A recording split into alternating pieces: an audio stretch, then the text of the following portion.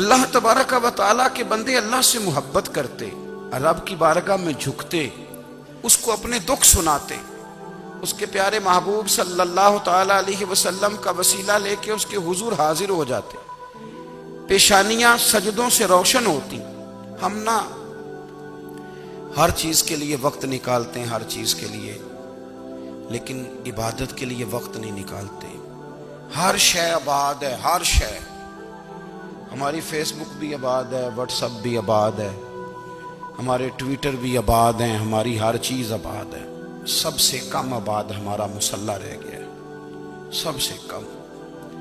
وہ لوگ اب ڈھونڈنے سے ملتے ہیں جن کی بغل میں مصلی ہوتا تھا۔ میرے بھائی، آپ کتنا کو دنیا کے پیچھے بھاگو گے تھکا دے گی، کتنا دولت کے پیچھے بھاگو گے تھکا دے گی۔ آپ جب اپنی زندگی میں جمع تفریق کرو گے نا تو مرتے وقت احساس ہوگا کہ سارا کچھ تو لوگوں کے لیے کیا، اپنے لیے تو کر ہی کچھ نہیں سکے۔ اور ہم عبادت کے معاملے میں بہانے بازی بھی کرتے ہیں۔ ہم کہتے ہیں اوہو رزق کمانا بھی تو عبادت ہی ہے نا، تو میں حلال روزی کے لیے جا رہا ہوں، یہ بھی تو عبادت ہے نا۔ میری طرح کے لوگ کہہ دیتے ہیں کہ میں سویرے اٹھ کے مدرسے میں کچھ اسباق دیکھتا ہوں تو یہ بھی تو عبادت ہے، میں بیان کرنے کے لیے مطالعہ کرتا ہوں تو یہ بھی تو عبادت ہے نا، اتنے لمبے سفر کر کے ملک میں دنیا میں گھومتا ہوں تو یہ بھی تو میں عبادت ہی کر رہا ہوں۔ اب اسپیشل نفلوں کے لیے وقت کس طرح نکلے، اسپیشل کر کے تسبیح میں کیسے چلاؤں، میں سارا کچھ ہم بہانے بنا لیتے ہیں نا۔ میرا سوال یہ ہے کہ یہ ساری باتیں صحابہ کو، نبی کریم کو، دیگر لوگوں کو بھی تو پتہ تھی نا، لیکن آپ غور تو کریں، 23 سال حضور کو وقت ملا، مختصر وقت ظاہراً تبلیغ کرنے کے لیے، پوری دنیا میں دین بھی پھیلانا ہے۔ گھر میں 11 ازواج ہیں، 4 بیٹیاں ہیں، ان کی اولادیں، سارے کام کاج بھی دیکھنے ہیں، لیکن سیدہ طیبہ طاہرہ حضرت عائشہ صدیقہ رضی اللہ تعالیٰ عنہ فرماتی ہیں سارا دن تبلیغ کرتے، ہر غلام کے دکھ سنتے، گھر میں آتے تو اپنے گھر والوں کا خیال کرتے، کام میں ہمارا ہاتھ بٹاتے۔ قربان جاؤں، کہتی ہیں زمانہ سارا سو جاتا لیکن آمنہ کے لال مصلی بچھا لیتے۔ دنیا سو گئی، ساری سب سو گئے، جو خدام تھے، وہ جو غلام تھے، وہ سو گئے۔ صحیح مسلم میں لفظ ملیں گے، سیدہ پاک فرماتی ہیں او میرے نبی کے غلاموں، میں نے یہ رنگ بھی دیکھا ہے کہ حضور نے اتنا کھڑے رہے، اتنا قیام کیا، اتنا قیام کیا کہ مقدس پیروں میں ورم آ گئے، سوج گئے پیر، اتنے بڑے۔ دل پہ ہاتھ رکھ کے نہیں بتا سکتا کہ میرے کبھی نماز میں پیر سوج گئے، کوئی نہیں بتا سکتا۔ بچوں کی روٹی کماتے تھک گئے، بات الگ ہے، ہم سیر کرنے گئے تو تھک گئے، بات الگ ہے، لیکن عبادت میں یہ بھی تو مسلم شریف ہے نا، یہ بھی تو دین ہے نا، یہ بھی تو حضور کی سنت ہے، یہ بھی تو وہ چیز ہے جو کریم کی آنکھوں کی ٹھنڈک ہے۔ سیدہ فرماتی ہیں پیروں میں ورم آ گئے، اور ساری رات ہی حضور نے نماز پڑھی اور ایک ہی آیت بار بار دہرائی۔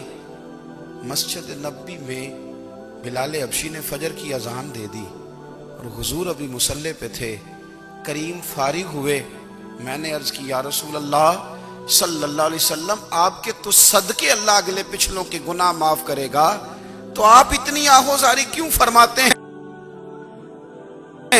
آپ تو شفیع ہیں، آپ تو انبیاء کے امام ہیں۔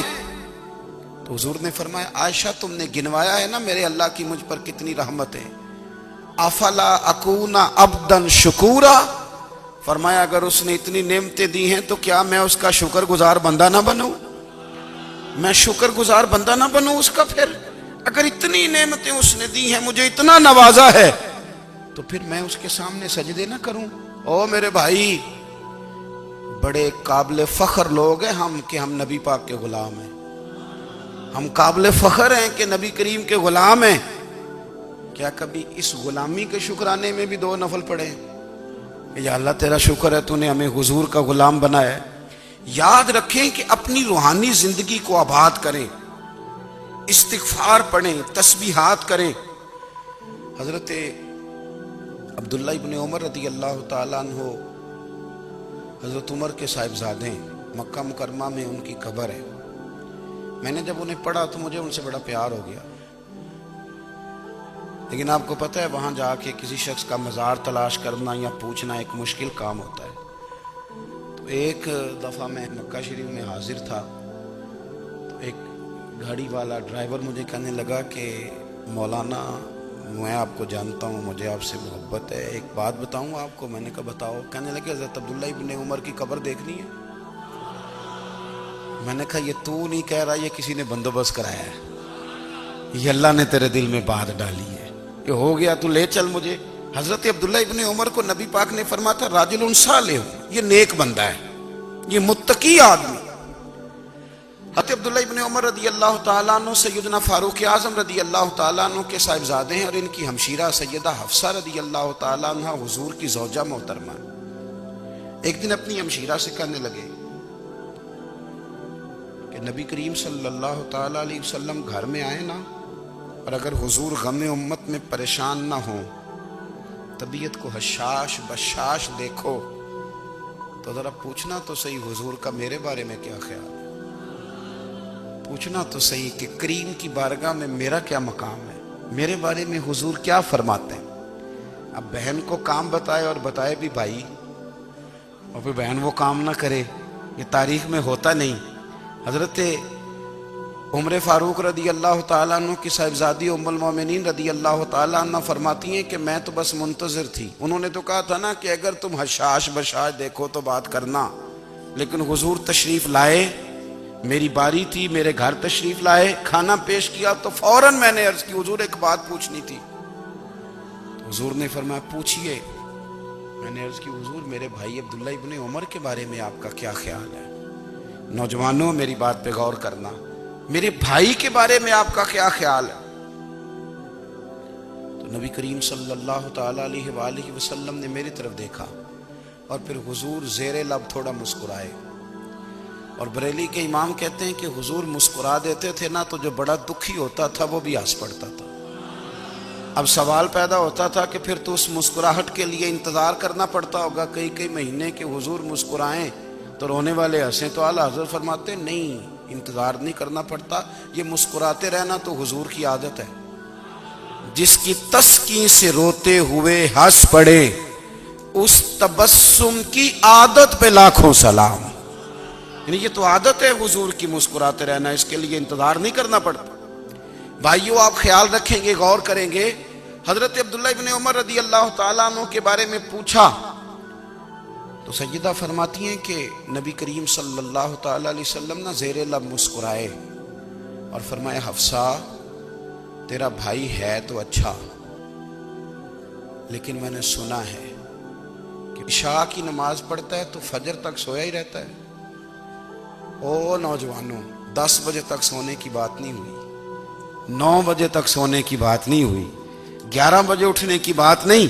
حضور فرمانے لگے میں نے سنا ہے کہ عشاء کی نماز پڑھ کے سو جاتا ہے اور فجر تک سویا ہی رہتا ہے، اسے چاہیے کہ تہجد کے وقت اٹھا کرے، اللہ کی بارگاہ میں حاضر ہوا کرے، آہوزاری کرے، سجدے کرے، عبادت کرے، اٹھتا ہے اور فجر میں جا کے اٹھتا ہے۔ حضرت جناب حفصہ رضی اللہ تعالیٰ عنہ کہتی ہے میں نے جناب عبداللہ ابن عمر کو پیغام دیا اور میں نے کہا میرے جوان بھائی سن، نبی پاک نے فرمایا ہے تو اچھا پر تہجد میں نہیں اٹھتا، نفل نہیں پڑھتا۔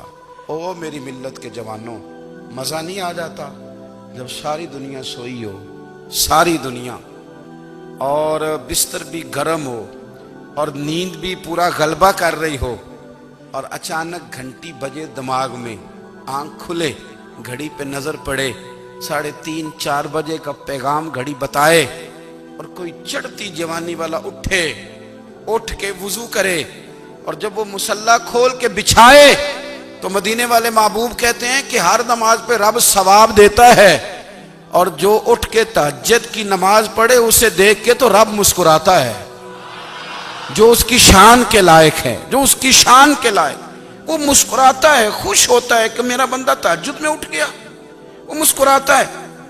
کاش ہماری صبحیں کبھی اپنے مالک کے نام ہو جائیں، کاش کے صبح۔ حضرت ابو الحسن رحمۃ اللہ تعالیٰ علیہ حضرت معاذ ابن جبل رضی اللہ تعالیٰ عنہ کے پاس بیٹھا کرتے تھے، فرماتے ہیں ان سے جو پیار بڑھا تو پھر میرا مصلی سے بھی بڑھ گیا. تابعین فرماتے ہیں صحابی رسول سے محبت ہوئی تو ذکر سے بھی ہو گئی, پھر درود شریف سے بھی ہو گئی. محبت ان سے بڑھی تو پھر اللہ نے مسجد کا پیار بھی بڑھا دیا. آپ فرماتے ہیں کہ میری ہر وقت طبیعت چاہتی تھی کہ بس اللہ اللہ کروں, بس اللہ اللہ کروں, بس نہ میں ذرا تھوڑی جان چھڑاؤں لوگوں سے, کو 10 منٹ ملے تو میں کو 4 نفل پڑھ لوں, میں تھوڑا سا نہ بچوں لوگوں سے, اور مجھے تسبیح ملے تو میں نہ کچھ 400-500 دفعہ استغفار پڑھوں, سبحان اللہ الحمدللہ اللہ اکبر لا حول ولا قوت الا باللہ, میں نہ تسبیحات پڑھوں. فرماتے ہیں کہ بچے تھے گھر میں 6-7, غربت تھی, کام ملتا کوئی نہیں تھا, اور میں کام چور نہیں تھا, کام ڈھونڈتا تھا, پر اللہ کی قدرت کے کام نہیں ملتا تھا.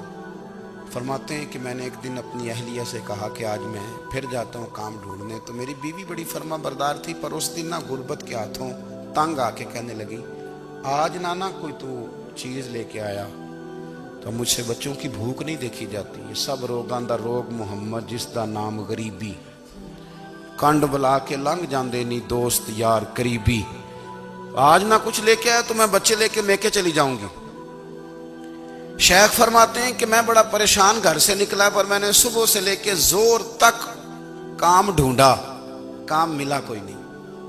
تو میرے دل میں خیال آیا چلو کام نہیں ملتا تو اللہ اللہ تو کرے نا, چلو بندوں کی مزدوری نہیں ملتی تو رب کریم کی عبادت ہی کرتے ہیں.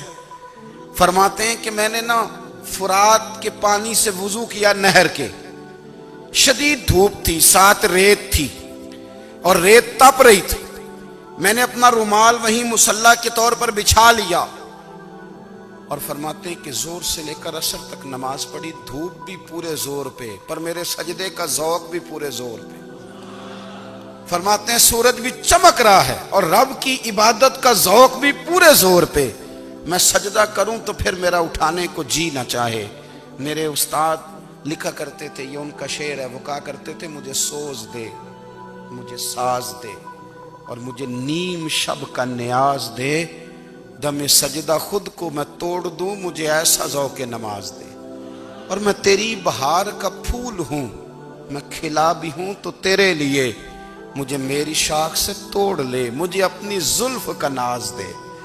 بھائی فرماتے ہیں کہ عصر تک میں نے نفل پڑھے, دل ڈھلنے لگا, عصر کی نماز پڑھی اور میں وہاں سے چلا. اب میں جب نکلنے لگا تو دل میں خیال آیا کہ چھوٹی چھوٹی دیواریں ہیں گھر کی, بغیر کچھ لیے جاؤں گا تو بیوی دور سے دیکھے گی تو شور کرے گی کہ پھر خالی ہاتھ آ گیا ہے. کہتے میں نے اپنے اسی رومال میں جس پہ میں نے نماز پڑھی تھی نا, رومال میں کیا عقیدے پنجابی جو صافہ کہتے ہیں, اسی میں نا میں نے کچھ ریت بھر لی کہ وہ دور سے دیکھے گی تو سمجھے گی کچھ لے کے آیا ہے, چلو جا کے اسے بتا دوں گا کہ آج پھر مزدوری نہیں ملی. کہتے ہیں وہ ریت لے کر جب میں گھر میں گیا تو پہلے بیوی دروازے پہ کھڑی ہوتی تھی, پوچھتی تھی خالی ہاتھ آ گئے ہو, آج میں نے دیکھا تو ہے ہی کوئی نہیں. فرماتے ہیں میں اندر داخل ہوا, سلام لیے, کونے میں نے وہ رومال رکھ دیا اور میں نے آواز دی کہ بھلی مانس کہاں ہو. تو وہ کہنے لگی آپ منہ ہاتھ دھو لیں, میں روٹی لے کے آئی. میں نے کہا روٹی کہاں سے آ گئی, یہاں تو کئی دنوں کے فاقے, تو کئی دنوں کی غربت ہے, یہاں تو اس گھر میں تو فقیری ہے. فرماتے ہیں کہ وہ روٹی لے کے آئی اور اس وقت کی جو موجودہ نعمتیں تھیں, سمجھ لیں سلاد اچار ہر چیز ساتھ لائی. میں نے کہا کہ بچے کہاں گئے, کہنے لگی وہ کھانا کھا کے کھیلنے گئے, آپ کھانا کھا لیں آ جاتے. کھانا اس نے چن دیا. میں نے حیرت انگیز لہجے میں ساری نعمتیں اپنے دسترخوان پہ دیکھ کر کے بیوی سے پوچھا یہ کہاں سے آیا کھانا, بچوں کو تو نے کہاں سے کھانا کھلایا, یہ سارا کچھ کیسا ہے. کہنے لگی پتہ نہیں آج آپ کس کریم کی مزدوری کرنے چلے گئے تھے, پتہ نہیں کس کریم کی, میرے گھر میں تو اتنی نعمتیں آئی ہیں کہ مجھ سے سنبھالی نہیں جا رہی, اتنا اناج ہے, اتنا گندم ہے, کس کریم کے دروازے آج چلے گئے تھے. یہ کہتے کہتے وہ اٹھی اور اٹھ کر کے کہنے لگی پہلے ہی بڑا کچھ آیا تھا, اب کیا لے آئے ہو.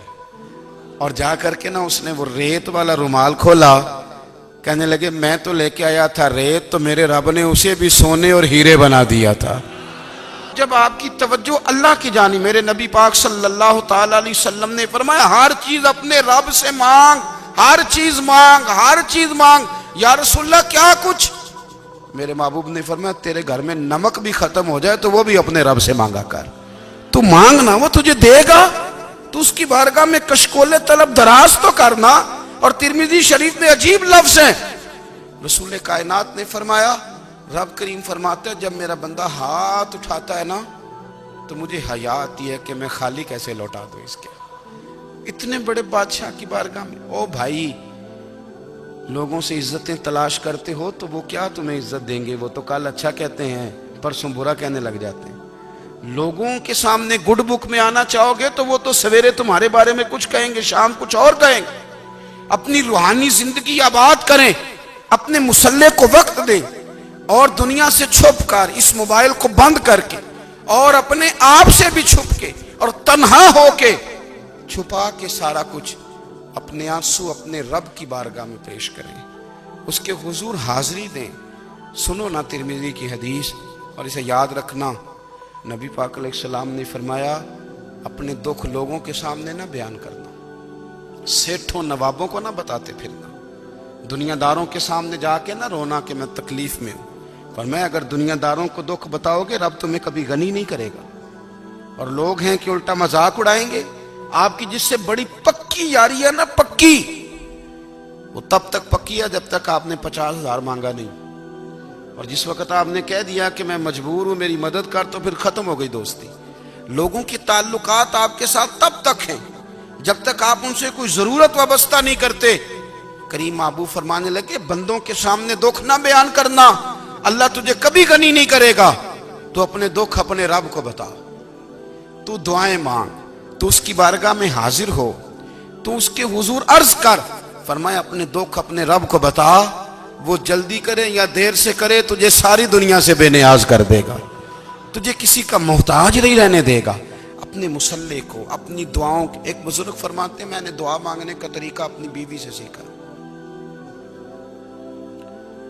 دعا مانگنے کا طریقہ اپنی، سیکھنے والے تو اپنے بچوں سے بھی سیکھ لیتے ہیں، سیکھنے والے تو ہر ایک سے سیکھتے ہیں۔ وہ کہتے ہیں میں نے دعا مانگنے کا سلیقہ اپنی بیوی سے سیکھا ہے۔ حضرت وہ کس طرح؟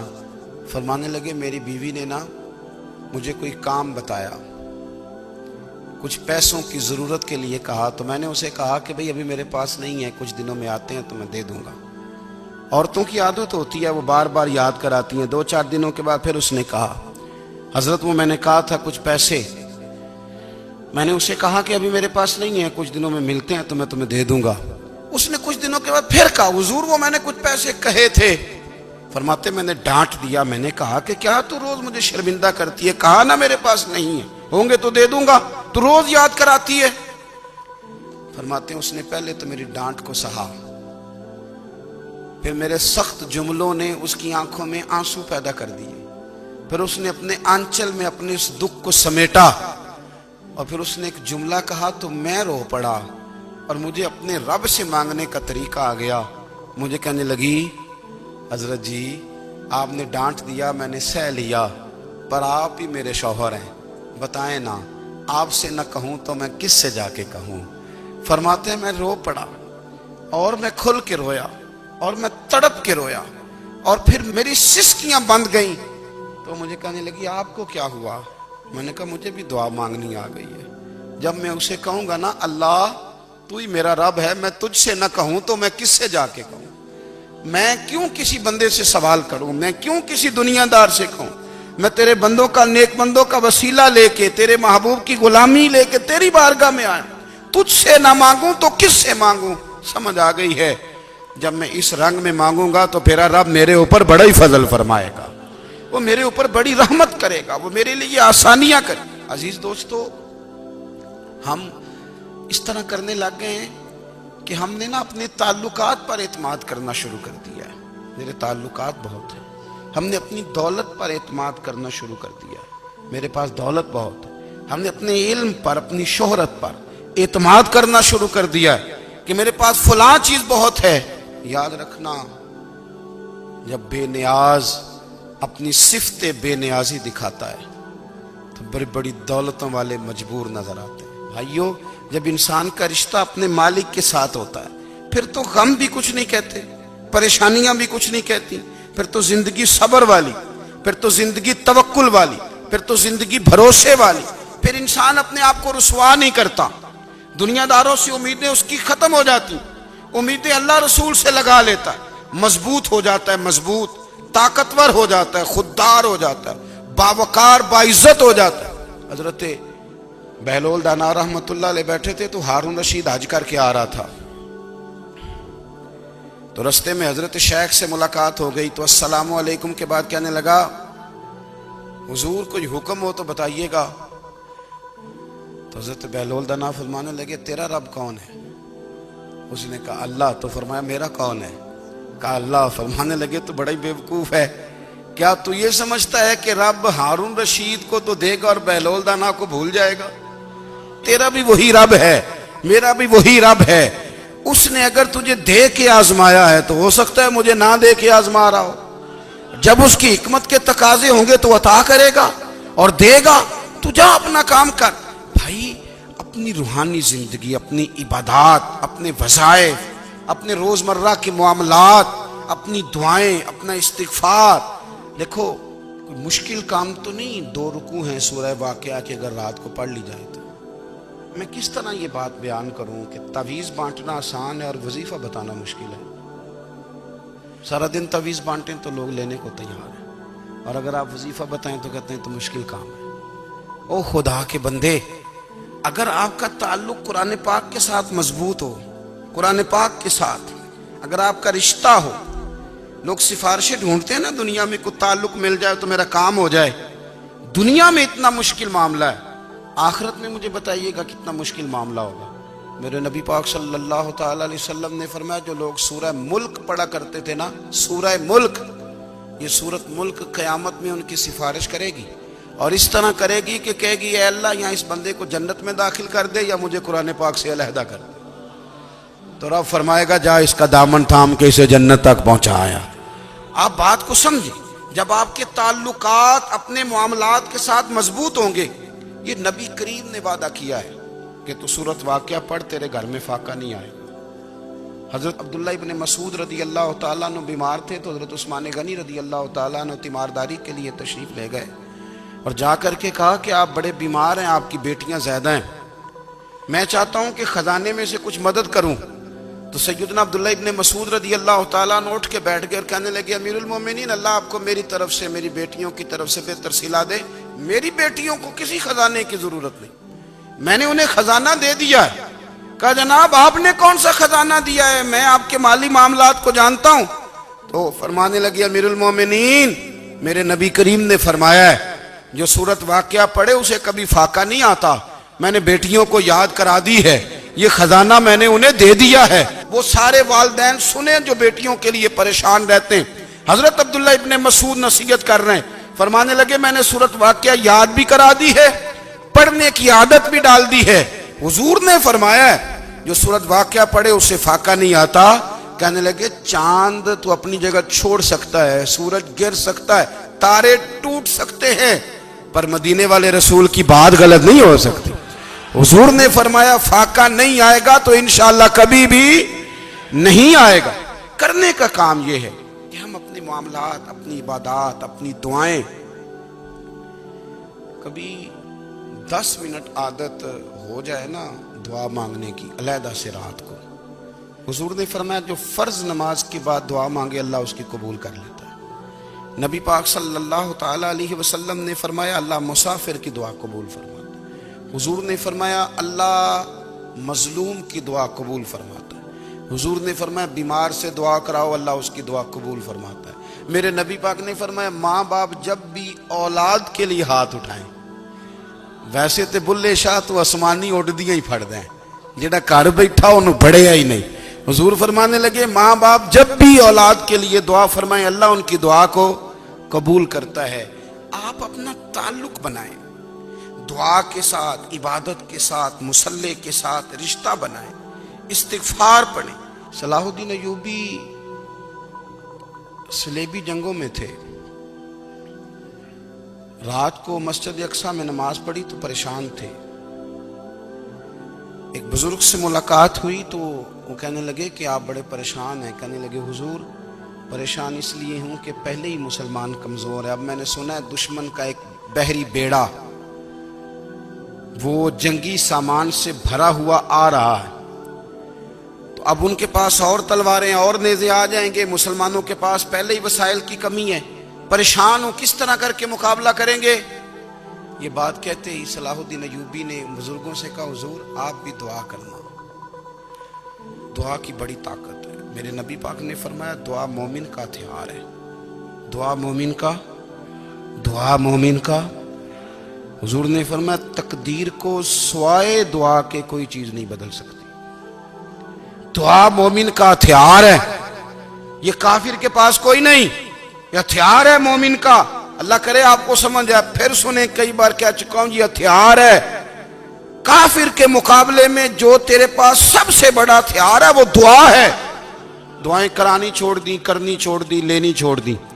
حضرت سیدنا انس بن مالک رضی اللہ تعالیٰ عنہ فرمایا کرتے تھے میں نے وہ رنگ دیکھا ہے جب حضور دعا مانگتے تھے اور حضور کی مقدس آنکھوں میں آنسو بھی ساتھ ہی بہا کرتے تھے. میں نے وہ انداز دیکھا ہے. تو صلاح الدین ایوبی بزرگ سے کہنے لگے آپ بھی دعا کیجیے, اور خود رونے لگے اور سر سجدے میں رکھ کے رونے لگے اور عشاء سے لے کر فجر تک روئے, خوب روئے. صبح وہ بزرگ آئے تو صلاح الدین ایوبی کا خوبصورت اور ہنستا ہوا چہرہ دیکھا. کہنے لگے آپ بڑے خوش ہیں. رات تو میں نے بڑے روتے ہوئے دیکھا تھا. تو کہنے لگے حضور وہ جو بحری بیڑا آ رہا تھا نا وہ پانی میں ڈوب گیا ہے, اب وہ نہیں آ رہا. ابھی خبر آئی ہے تو میں بڑا خوش ہوں. بزرگ کہنے لگے اٹھ سینے سے لگ اور سونے کے بعد وہ بحری بیڑا پانی میں نہیں ڈوبا, وہ تیرے آنسوؤں میں ڈوب گیا ہے. وہ جو تو رات رویا ہے نا رب کریم کی بارگاہ میں تو وہ ڈوب گیا ہے. بھائی اپنا مصلے کا, عبادت کا, وظائف کا, اللہ کا سلسلہ اس کو مضبوط کرے. اپنی دعاؤں کے تعلق کو مضبوط کرے. دعائیں بڑے انقلاب برپا کر دیتی ہیں. ہم تھوڑے نا جب سے خشک ہوئے ہیں نا, خشک, اور میری تو جماعت ہی صوفیاء کی جماعت تھی. ہم تو داتا علی اجمیری کی جماعت سے ہیں, ہم تو خواجہ اجمیری کی جماعت سے, ہم تو شیخ احمد فاروق سرہندی کی جماعت سے, ہم تو صوفیاء کی جماعت. ہماری جماعت نے بھی وہ تعلق جو ہمارے بزرگوں نے بنایا تھا. بزرگ اللہ کے قریب کیسے جاتا ہے؟ تو ہمارے یہاں نا بہت سارے لوگ کہتے ہیں جی نظر ہو گئی تو کام ہو گیا. بھائی جو بخاری مسلم میں طریقہ ہے نا اللہ کا قرب پانے کا وہ تو نفل ہے. نبی کریم علیہ الصلوۃ والسلام نے فرمایا بندہ نفلوں کے ذریعے رب کے قریب جاتا ہے, اور اتنا قریب جاتا ہے کہ پھر اللہ اس کی زبان بن جاتا ہے, اللہ اس کی آنکھیں بن جاتا ہے, کان بن جاتا ہے, ہاتھ اور پیر بن جاتا ہے. تو یہ تو عبادت ہے, یہ تو اللہ کی بارگاہ کی حاضری ہے جو آپ کو اللہ کے قریب کرے گی. تو اپنے نماز کو اہمیت دے کے ادا کریں. نمازیں موبائل بند کر کے ادا کریں. لیکن نا کچھ لوگ کہتے ہیں مجھے ٹائم نہیں ملتا نماز کا. تو میں کہتا ہوں یہ آپ نے بڑی جرت کی بات کی ہے.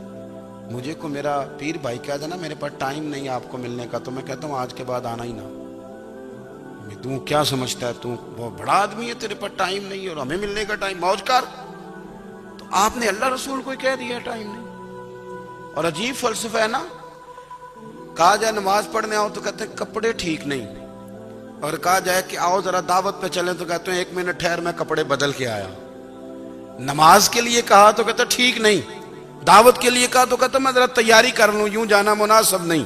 یہ معاملہ ٹھیک نہیں. رب تو فرماتا ہے کہ جب تم مسجد میں آ تو زینت اختیار کر کے آ, خوب ذوق سے دعا مانگیں, خوب شوق سے نماز پڑھیں, خوب استغفار کا مزاج بنائیں. آپ لوگوں کے بیچ رہ کے سوکھ حاصل کرنا چاہتے ہیں, لیکن آپ کو پتہ ہے کئی مہینے غار حرا میں رہنا بھی مدینے والے محبوب کا طریقہ ہے. ہر سال اعتکاف بیٹھنا الگ سے, یہ بھی حضور کا طریقہ ہے. مسجد نبوی کے اندر دروازہ کھلتا تھا نبی کریم کا, پر گھر کے اندر نفل پڑھے نبی پاک. اور حضور فرماتے ہیں کچھ نفل نماز گھر میں بھی پڑھا کرو, گھر کو قبرستان نہ بناؤ. ہمارا گھر اللہ کے ذکر سے آباد ہوگا. اگر ہم نماز پڑھیں گے نا, میں جب سنت پڑھنے کے لیے گھر میں کھڑا ہوتا ہوں تو میرا جو 2.5-3 سال کا بیٹا ہے نا, وہ بھی میرے ساتھ نماز پڑھنی شروع کر دے. اسے پتہ کوئی نہیں نماز کیا ہوتی ہے, لیکن وہ بھی نا سجدہ نہ بھی کرنا ہے تو ساتھ لیٹ ضرور جاتا ہے, پتہ چلا بچے لیکچر دینے سے نماز نہیں پڑھتے، نماز شروع کر دیں تو بچے بھی شروع کر دیتے ہیں۔ ہم جب پریشان ہوتے ہیں تو لیکچر دیتے ہیں، تو لیکچر تو باہر شاید چل جائے، گھر میں کیسے چلے گا؟ گھر میں تو عمل چلے گا۔ تو میرے عزیز، آج کے اس روحانی اجتماع میں ہمارے دوستوں نے جو محنت کی، ہم نے بار بار اپنی نیت سے پوچھا، خدا ہمیں معاف کرے اگر کوئی ذاتی شہرت ہے، کوئی ہمارے ذاتی مفادات ہیں، رب ہمیں ہدایت دے۔ ہماری یہ خواہش تھی کہ روحانی اجتماع ہمیں تھوڑا سا اللہ اور اس کے رسول کے جانب مائل کرے، کچھ ہمارا رشتہ مصلی کے ساتھ مضبوط